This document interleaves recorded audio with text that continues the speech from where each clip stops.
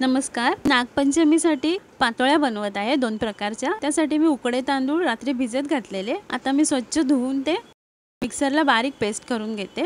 त्यात एक मूठभर मी साधे तांदूळ पण मिक्स केलेले होते। मिक्सर मधून मी वाटलेले तांदूळ काढून घेतलेले, चांगले फेटून घेते।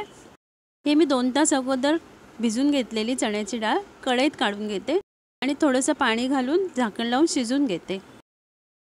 डाळ जराशी शिजलेली आहे, त्यात मी किंचित मीठ घालते आणि 1 वाटी किसलेलं खोबरं, अर्धा वाटी गूळ घालून मिक्स करून घेते।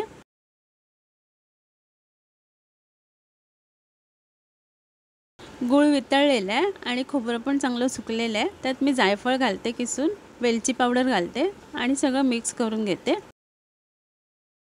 पातोळ्यांसाठी चून तयार आहे। आता मी दुसऱ्या प्रकारचे चून बनवून घेते। 1 वाटी किसलेलं खोबरं, त्यात 1 छोटा चमचा तूप घालते आणि मिक्स करून घेते। आणखी अर्धा वाटी गूळ घालून सगळं एकत्र सुकं होईपर्यंत मी मिक्स करून घेते। त्यात मी जायफळ आणि वेलची पावडर घालते। खोबरं चांगलं सुकलेलं आहे, आता मी बाजूला ठेवते। इथे मी तांदळाची पेस्ट घेतलेली आहे। इथे मी हळदीची पाने घेतलेली आहे, स्वच्छ धुवून पुसून घेतलेली आहे। त्याचे दोन्ही टोकं कापून मी मधला भाग घेते।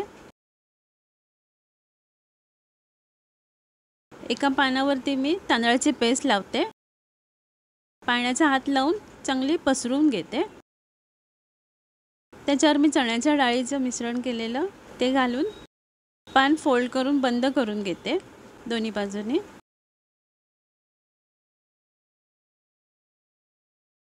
आता मी दुसऱ्या प्रकारची पातोळी बनवत आहे।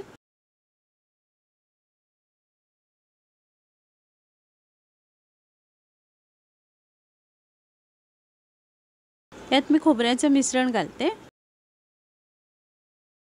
आणि पातोळी घट्ट बंद करून घेते। अशा प्रकारे मी बाकीच्या पण करून घेते।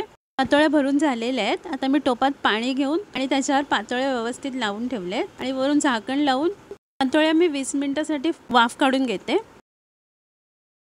पातोळ्या तयार आहेत।